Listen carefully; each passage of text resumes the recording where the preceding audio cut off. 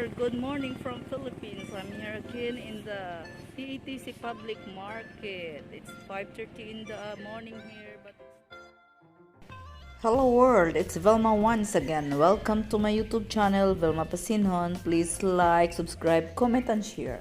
And press the bell for the notification. Riding in the tricycle heading to PETC Public Market to marketing and check the local products if it is higher or lower after the typhoon.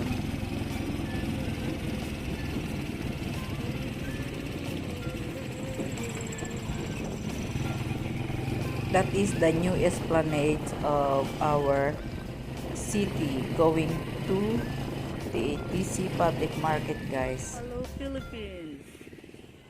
Sunrise. Market day again. Beautiful. Yummy watermelon. That is our product here in Capiz, and then the Indian mango.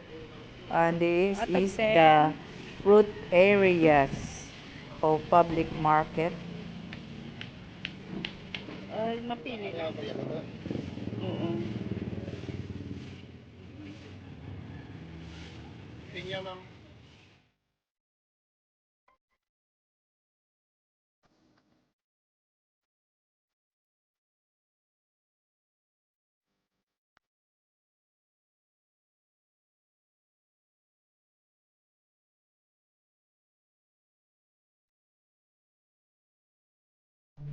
Yummy kakanin here in Rojas City.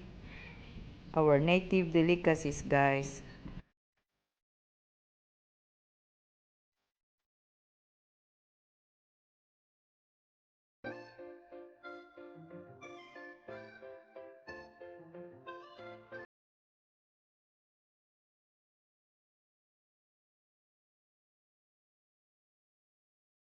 The price of kakanin is just only 5 pesos per piece, guys.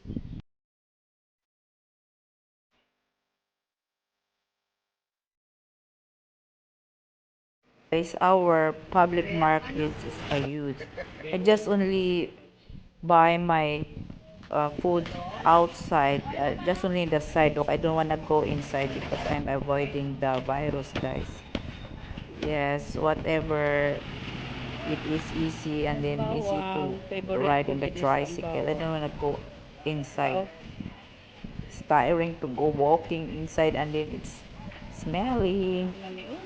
Guys, expect talaga pa after the typhoon and the flood, nagmahal ang mga bilihin and then the supply, walang masyadong supply, guys.